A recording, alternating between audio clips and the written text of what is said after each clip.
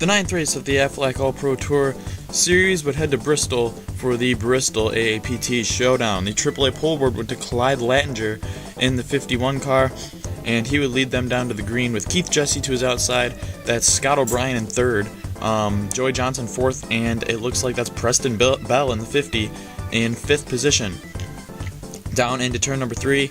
Looks like double file all the way around, and it looks like we have some trouble early on as Casey Lintinger is turned into the inside wall, and the 12, who won at Akron just a couple races ago, has a bad start to his day, as we see a lead change as Scott O'Brien is now leading the 3 JN development cars, who are 2, 3, 4, and O'Brien in the lead in that 49 car. Another wreck, no yellow, as Zach McCrae goes around, and Sarah Woods was in there as well in the 18, and they would keep going, and surprisingly there was no yellow for that, and then we'd finally get our first yellow on lap number 6 when Preston Bell and David Pillar make contact, and it looks like we have a barrel roll as Darian Mannarin rides the wall and just rolls down the back straightaway. How do you even flip at Bristol? And then more contact in the back as Sarah Woods plows into the 31 car. And there you see the leaders sneaking by. But bizarre wreck as we're looking at Casey Anderson, 83, gets involved. There you see Mandarin barrel rolling down the banking. And that's obviously going to end his day, and Pillar and Anderson. So the main 3 guys involved in the wreck all go out of the race.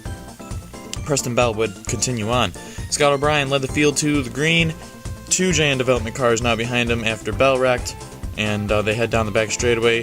Casey Lintinger involved in another wreck, and on lap 13 our second caution flies as the 12 car spins in turn number 1, and he's obviously having a very tough start to his race. Emma Trout would be the only car to enter the pits under the yellow, and this was very surprising as we didn't think anyone would come into the pits this early, but on the restart it would once again be O'Brien leading the 52 of Darcy Lusk, and it looks like we have more trouble on lap 23. The 98 car of Jeff Gender goes around, and our third caution of the day flies, and the 98 gets it refired and gets going. Not much damage to his car. On the restart, once again, it is Scott O'Brien in the lead. Clyde Lattinger, our pole sitter, right behind him, though, and the top 3 have broken away just a little bit from the pack.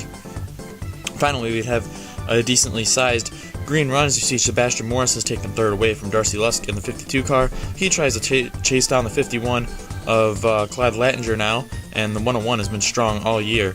And here he is making that pass for second, and he gets by fairly easy as the 51 kind of just lets him go by, and will slot into third. The 101 now begins his chase for the lead on Scott O'Brien, who has led most of this race up to this point. Here is Ross Kirkton in a brand new scheme in that 84 car. He's going to be running that for the rest of the year. Here he is taking third. Greg Nee follows suit in fourth. And Greg Nee has really stepped it up in the last couple of races. And it's good to see him running well. He's had a tough couple of years in this series, and it's finally all coming together for him. And here he is taking that spot away from Kirkton. So the 101 car, or the 100 car, does much like the 101 car, and he's running fourth and trying to run down Clyde Lattinger in the 51, and it looks like that 101 car we were just talking about has caught Scott O'Brien in the 49 car and is closing in ever so slightly. In turn number 4, looks like the 49 is running slightly higher line, so that allows Morris to catch up in that 101. Greg Nee is now in third place as he has passed Clyde Lattinger in the 51, Walter Green in the 22 right behind Nee. And as they go down to turn number 3, Greg Nee continues to hold that position for the time being until Brad Curtis and Walter Green, 2 of the Silver Green Racing cars, get by with help from their teammate Casey Lintinger in the 12. Nee was not very happy about this, but Greg Nee will fall back to the 5th position because of this, and Brad Curtis will slot in the top 4. Sebastian Morris has made a pass for the lead on Scott O'Brien midway through this one, and our first major lead change of the race occurs as Sebastian Morris, heartbreaker at Akron, lost by a half a car length. He is now in the lead, trying to get that first win of the year. Casey Lintinger finally gets his day ended. Turned into the inside wall, no yellow again.